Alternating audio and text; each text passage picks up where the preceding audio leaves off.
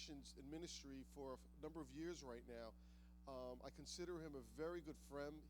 He and Julie are good friends with my wife and I. We do dinners. We do Christmas dinner every year. We hang out a lot. We talk a lot. When we're on the phone, it's about an hour. We like our diner in Bronx that we do business at. But I have to say, he probably single-handedly, with the help of the Lord, of course, really shaped the New York Network's understanding of intercultural ministry.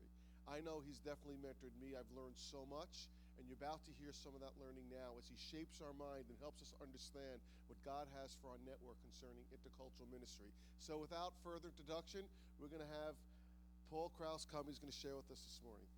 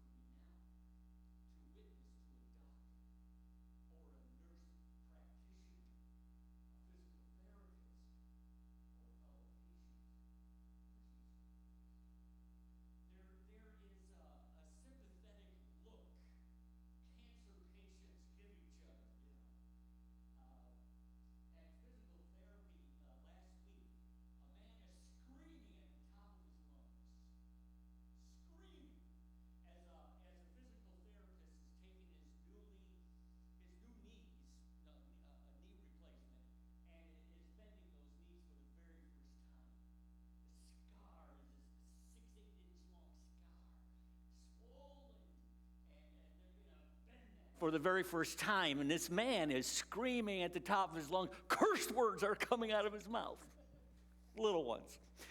And when he's all done screaming, everybody just applauds him. The whole place breaks out in applause and laughter, because we all know what that kind of pain is like. And I think of Job. What a transformation in the life of Job, but it came at such a cost. And God didn't seem to be overly concerned with his pain at all throughout the book. And nobody's rebuking the devil throughout the book, too. I've kind of noticed that, too. But God is doing his thing. So it's like James said, count it all joy when you fall into diverse trials of many kinds. Because the trying of your faith works like precious gold, but let it have its perfect work, perseverance. God's doing a transformational work in our lives, and it comes at a cost. Sometimes that cost is paid on a mission field, like the Hausfelds, 30 years in missions, and Julie and I, too, that many years. And leaving America to go to Pakistan. Wow, that's not your number one tourist destination, I'll tell you that much. And cost. Doctoral programs at cost. That's hard work. I don't like hard work. I don't know about you. I try to avoid it most of the time. Can't always do that. Is my PowerPoint up? Wherever it's up? You're missing one. Let's go to number 1. But just want to make some remarks.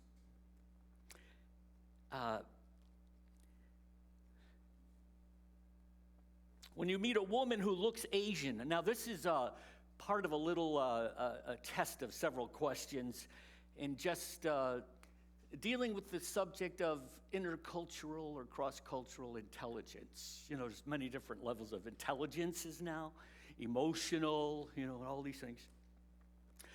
And cultural intelligence is a brand new field of study. And so this little test thing was saying, when you meet a woman who looks Asian in the doctor's waiting room, do you A, ask where she's from, B, stare until she notices you, and then say how wonderful you think it is that Orientals are so petite? I gotta laugh. Or C, begin a normal conversation with her as you would anyone else. But there's something interesting about other cultures. We're curious. We want to ask that woman. We want to say to her, wow, all Asians are petite. Isn't it wonderful? And these aren't really good things necessarily to do, but it does show that we have a genuine curiosity, a likability toward different cultures. We like that. Traveling to other countries, like Brother Hanif, just come back from Israel and Jordan, and the things we learn cross-culturally, because if we only live in one culture our entire lives, boy, would we miss out on a whole lot of what this world is really all about, and what Jesus is really all about.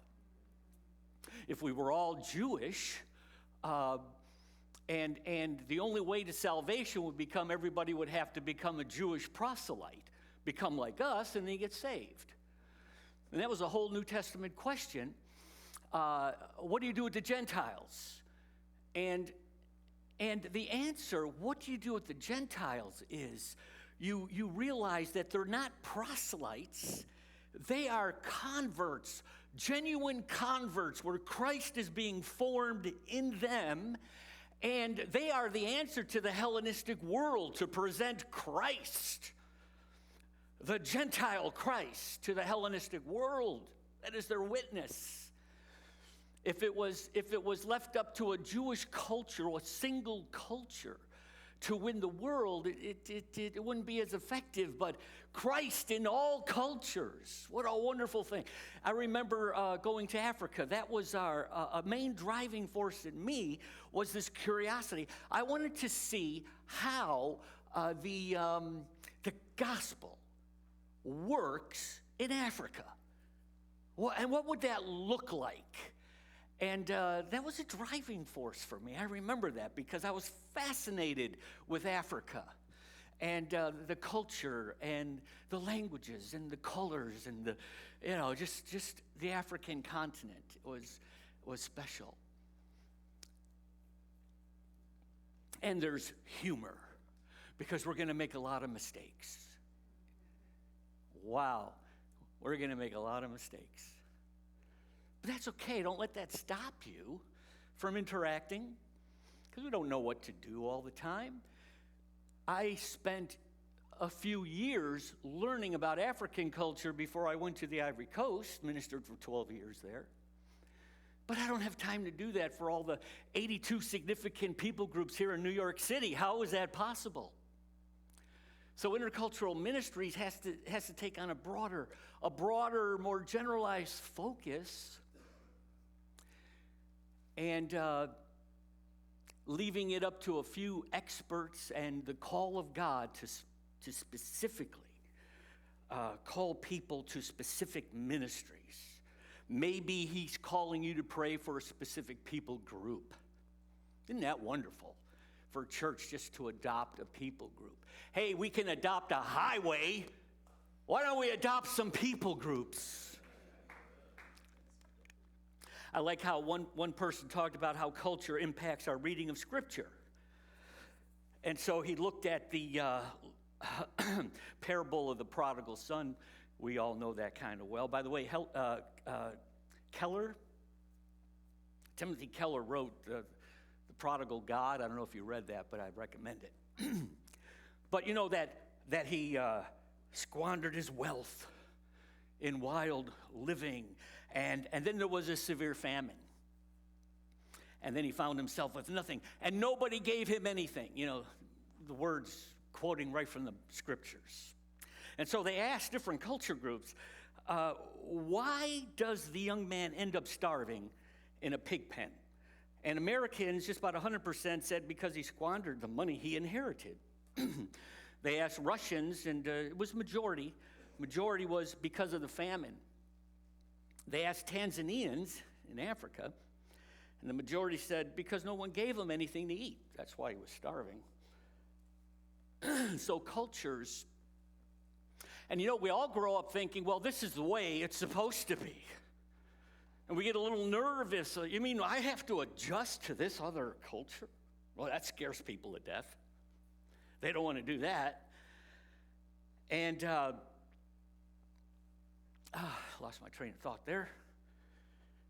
Give it a moment. But the way we even reason, how we form the blocks of logic, A plus B equals C, we learn these culturally. And so it is not what we sometimes interpret as a universal. This is the way it is for everybody. Everybody understands that you know, you don't walk over here on the left side of the river. Everybody knows that. No, that's just a culturally learned thing. But sometimes we learn things like this so early in our life that we don't recognize that we learned it. And we think it's just normal and universal. And it's not. It's just how our culture learns to adapt to certain environmental things. And so I find the whole cross-cultural study fascinating. Because it's a study about myself. You know, when I remember when I was studying my master's degree at AGTS, and they came up with a term called ethnocentricity. Ethnocentricity. Well, that's the view that every people think that their culture or their country is the best in the world. How many people think America is the best country in the whole world? Well, guess what? That's not surprising. You're all Americans. And if you ask that in Nigeria, they'll all say, yes, Nigeria is the greatest country in the whole world. And that's ethnocentrism. It's not me-centered, but it's my country-centered. It's the best in the whole world. How we do things is the best way to do things. Well, have you seen the headlines? Slide 2. What has happened in America in the last 5 years? Anti-Semitism, all these horrible things. Can we get a slide 2 up there? I had written some things that my wife said, that's too strong. Don't say that. Don't put that up there. But in the last 5 years, church shootings and synagogue shootings and riots and protests and neo-Nazism are coming to the forefront. What is going on? And I know that you're aware of all this, but it makes me think of that what we're doing in meetings such as this and in the Department of Intercultural Ministries, that, boy, we're right on track. We're not, and I don't think we're too late to the ball game, and I don't think we're too early. I think this is the timing of the Lord, like the people of Issachar who knew what Israel should do. They knew what the timing, and they knew what Israel should do. They understood the times. And I hope we do. And the church is rising up, amen? Slide number 3 and 4. Well, why is it important to have and Intercultural Ministries Department here in New York. And what is God saying about all this? And that's what we're trying to determine. Where are the prophets? Where are the men of Issachar? Where is discernment? And do you love people? When I was approved for foreign missions, stood before a committee of 10 people or so. Paul, we have a question to ask you before we give our decision on appointing you as a foreign missionary. And I was ready for anything. And they said, Paul, do you love people? And I answered and I said, I'd like to think I do. I gave them as honest an answer as I thought I could. Because I knew there are some people I don't like.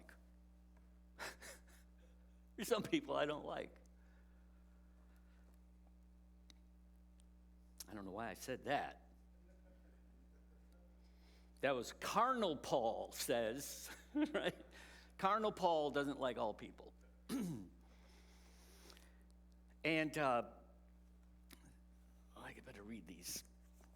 So, the Intercultural Ministries Department, and I've said this at different times, but just, it doesn't hurt to repeat some things. We acknowledge that God is behind the global movement of peoples, and today more than ever before, the migrations in Europe, in Germany, and oh my goodness, and the U.S. We're going to close the border this week, folks. We're going to close the border. We acknowledge God is behind the global movement of peoples to our shores or any place for his redemptive purposes. Where are the prophets? What is God saying? Where's discernment? Number two, that a new missional paradigm has emerged to minister to persons living outside their place of origin by the millions. Somebody said mission fields are on the move. We acknowledge that each person, ethnicity, and culture has honor, value, dignity, and beauty. And it's interesting when we look at the vision in heaven of every people, every tribe, every nation, every tongue, that ethnicity does not disappear in eternity. And we, number four, that we can pursue and celebrate greater collaboration and witness for Christ in our diversity. Well, that's what we believe. That's kind of like a bedrock foundation for intercultural ministries. And then beyond that, in our next slides, the square, the triangle, the circle. I like to look at the square as being traditional churches, the triangle being ethnic churches, ethnic pastors, and then the circle being unreached people groups. And you'll see that those aren't lines that are solid. Those are broken lines because there's a transition going on. But we want to create awareness in traditional churches. We want to collaborate with ethnic churches, give them a place of representation, a platform for their voice, and then somebody's got to be at the business of reaching unreached people groups here in New York City. Who's that going to be? Because Assemblies of God Foreign Missions isn't sending any missionaries here. Nobody's learning a language to come to New York City. So pastors, find 2, 3, 5 people in your church and give them an assignment. Find out people who have a burden and a call and put them to work.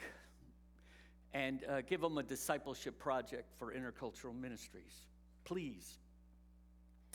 And those are our ministry domains. And then slide 7 and 8, which I got this off of something called the racial dot map.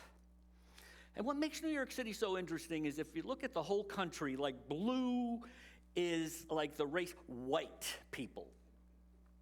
Blue is white. And if you look, it's a little probably difficult, but if you look, let's see. You have black people represented, Asian people, Hispanic people, different colors. But when you look at the entirety of the USA, so like any national projects, any things like that, they're going to be centered in on, the majority culture, if you will. But look at New York City. You don't even see any blue there hardly. I mean, you have to really look hard. And so that makes New York City unique, because it's so different from the majority world in the USA. It makes our business a little harder. That's why every time we have an event, I like to bring in people like when we had our all-night prayer initiative, we had the head of the Assemblies of God World Missions join us as our keynote speaker, and we have had U.S. missions, top leaders in America come here to New York City, and I want to give them a front row seat, and I want to ask them the question, what do you see when you look at New York City? I had somebody say, we're going to write up an article, Brother Krause, on you and your ministry, and so they interviewed me for an hour, and then over the phone, and then they wrote up an article and sent it to me, and I said, that is just not going to work. They were describing New York City like Frank Sinatra, the city that never sleeps, Broadway lights, and that's not what I see. When I look at New York City, I see people groups, lost people, 82 significant people groups, 3 million immigrants, 800,000 Muslims, 400,000 Hindus, 2 million Jewish people in the metro area. How about writing about that? So the challenges. Well, I have to quote Tim Keller, if you'll excuse me, in slide 9 and 10, because he talks about a new urbanism. And one of the things I like about New York City is I like the city. I like this urban context. And he talks about a renaissance of urban patterns, greater diversity, economic, cultural, and political order, walkable mixed-use environments, pedestrian access to streets and markets. When I'm in other places in America, I have to remind myself, you're not in New York City, you're going to get hit by a car. You just don't cross streets and there's no sidewalks. And there's no public transportation. I mean, it's a whole different world. And you got to be careful in a parking lot someplace outside of New York City, because here a car will stop for you. And in other places, you stop for the cars. That's a huge cultural difference. So be careful out there. New York City isn't as dangerous as everybody thinks. So there's a renaissance of urban patterns. Population density maximizes clustering. This is kind of a term. Clustering in the arts. There's neighborhoods of artists and markets and learning, thus enabling greater supplies of talent, ideas, safety, and stability. Urban centers are portals, doors for globalization, and consume less energy than suburbs. I had to read that again. Consumes less energy than suburbs. Wow, okay. Quoting Tim Keller. And we know in the New Testament that Paul took the gospel to all the urban centers. New York City is the urban city of the world. There's nothing like it in comparison. Nothing. Or you can have, as many foreigners and things, but the multiple peoples that are in New York City. And it was Mayor Bloomberg who said, we want all immigrants coming to the U.S. to stop in New York City first. He says, because that's where they spend all their money. and set up, and we want that. So he had a very open philosophy toward incoming immigrants, our mayor, former mayor. And what else does Keller say? But urban centers provide immigrants coming from unreached or closed countries greater opportunities to hear the gospel message. That's great, isn't it?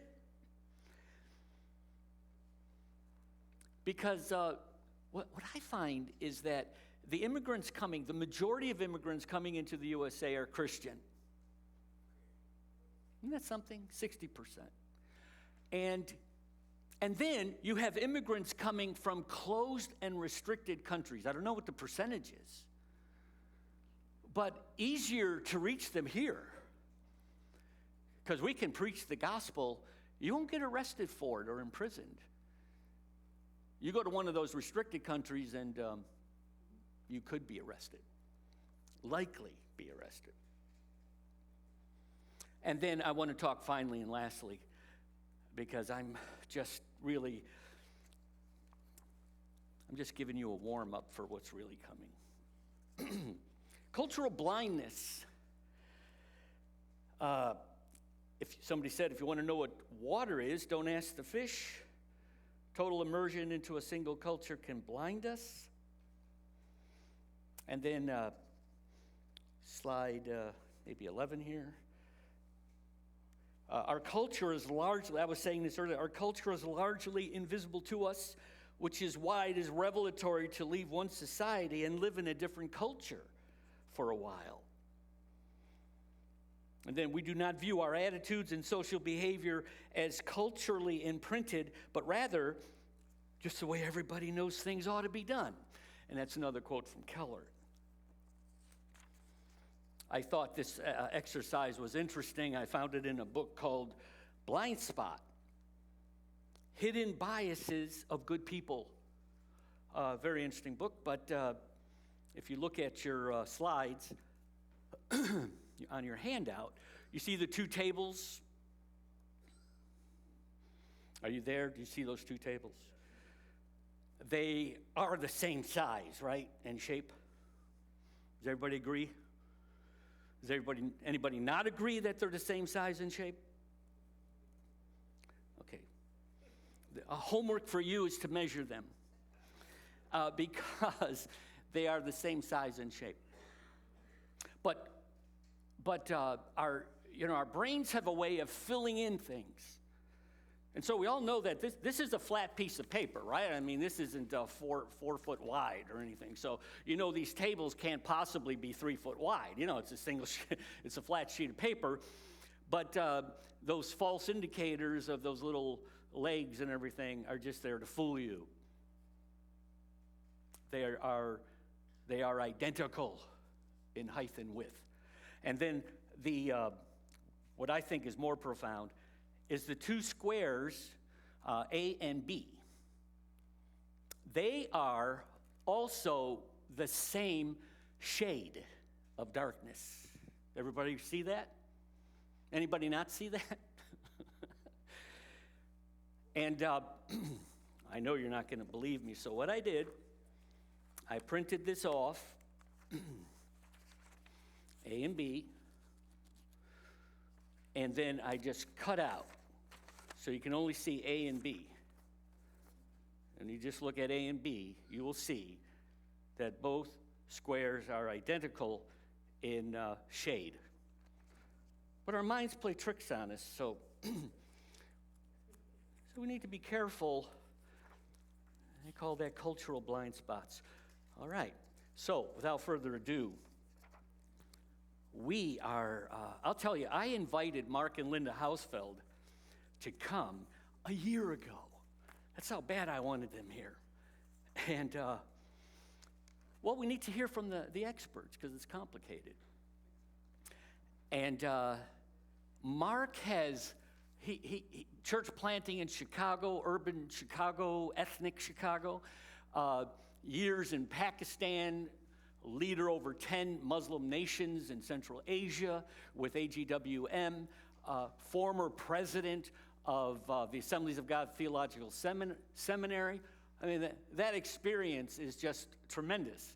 And I didn't want to make this just a seminar on Islam, so Mark is going to share 3 very distinct and unique assignments for us today, and we look forward to that. And then we know Linda, she's been here before, tremendous speaker. She's going to share with us as well, and some exciting new developments are happening with her ministry. And so, let's see. All right. So, without further ado, or let me mention one thing actually. We have table displays, and there are things out there to look at. And I wanted to just give this, but I can't afford it. But this book is for sale for $5. It's brand new, hot off the presses, out of Global Initiative Reaching Muslim Peoples. Even if, regardless of even Islam, it's a tremendous book for Christian living and recommended, and we're selling it for $5. All right, so what are we going to do now? What is it, Dave? Okay, Dave is coming, and he's going to give us some further instructions before Mark Hausfeld comes. All right, great. God bless you.